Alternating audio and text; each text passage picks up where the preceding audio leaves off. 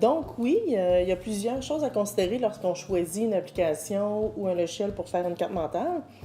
Effectivement, le type de résumé que l'on a à présenter, est-ce qu'on veut présenter le résumé d'un livre, d'un texte? Est-ce que c'est du notionnel, exemple un module à réviser? Est-ce que c'est une planification d'un projet? Donc tout ça est à considérer. Le coût, parce qu'on a tout genre de coûts. On a des versions qui sont gratuites, qui sont limitées, évidemment. Il faut faire attention parce que parfois, la version gratuite va nous permettre de faire seulement qu'un certain nombre de cartes mentales. Exemple, inspiration, la version gratuite nous permet de faire 3 cartes mentales seulement, alors que Poplet va nous permettre d'en faire 10. Parfois aussi, il y a un délai, c'est-à-dire qu'on a la version gratuite seulement pour 30 jours. Donc, c'est à faire attention. Les options offertes, qu'est-ce qu'on veut faire? Est-ce qu'on veut intégrer des dessins? Est-ce qu'on veut intégrer des schémas? Est-ce qu'on veut utiliser la banque de dessins, de schémas à l'intérieur de l'application s'il y en a une, évidemment? Est-ce qu'on veut intégrer de l'audio? C'est à considérer. Et la facilité de partage, parce que ce ne sont pas tous faciles à partager.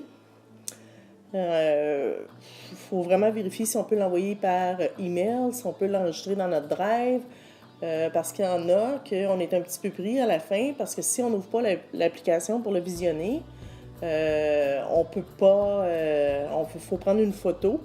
C'est pas super pratique. Je vous montre ici un exemple d'un modèle qui est offert dans Inspiration. Vous pouvez regarder la bande du haut, ici, si je prends mon crayon, là. Attention, voilà. Ah, c'est parce que je suis en blanc. Et voilà, cette bande-ci.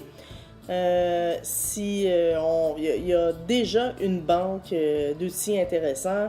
Par exemple, si je voulais vous montrer tout le matériel nécessaire au laboratoire, il existe là-dedans. On a la deuxième bande aussi ici, plusieurs images disponibles.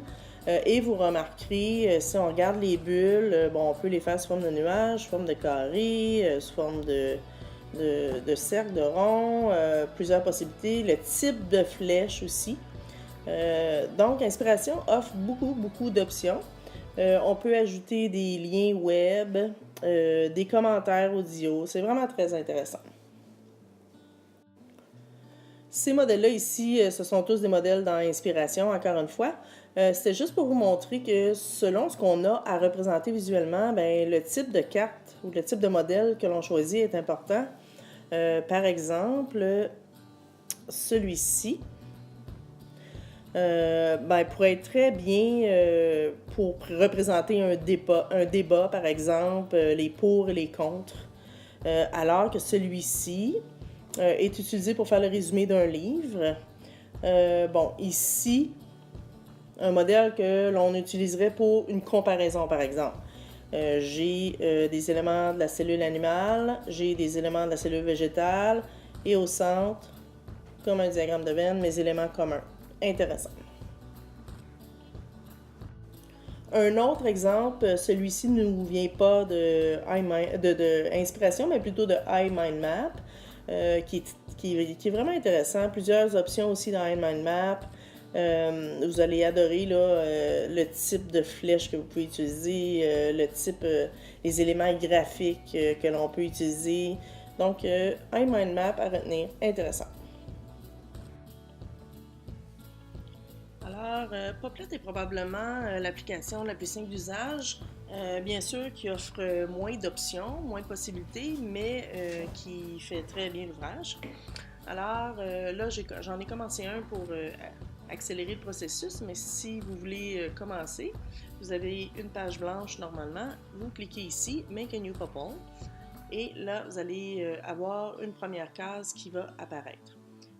Celle-ci, par exemple, est là. Lorsque vous cliquez sur votre première case, vous avez le choix de changer la couleur du cadrage de la case en cliquant sur le T, d'ajouter du texte, en cliquant sur le petit crayon, changer la couleur du texte, et en cliquant sur l'image pour importer une photo.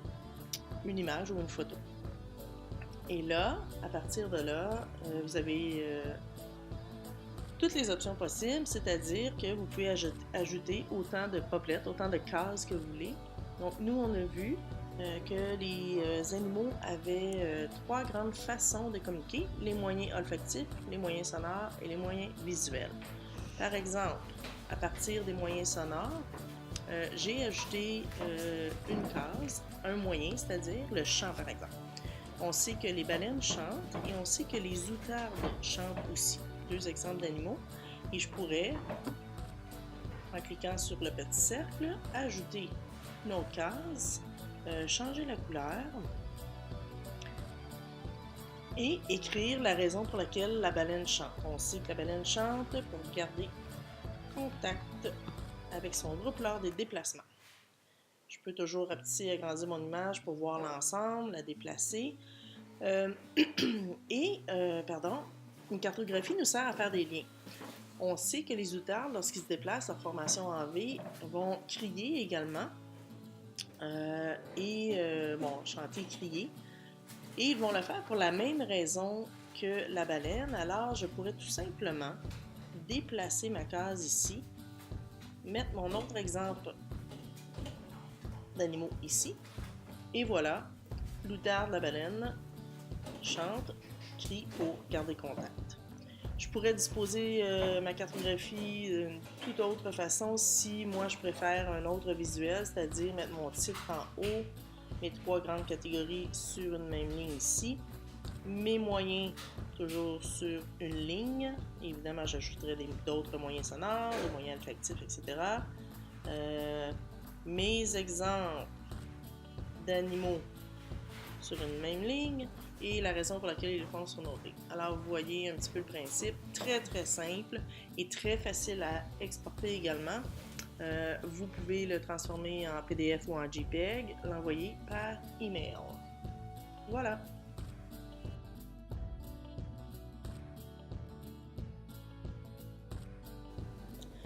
Voici une très belle cartographie très complète qui a été réalisée par des élèves l'an dernier sur leur animal en voie de disparition, donc un projet qui s'en vient très très bientôt pour vous. J'aurai d'autres exemples à vous montrer aussi, mais je tenais à vous montrer ce très bel exemple.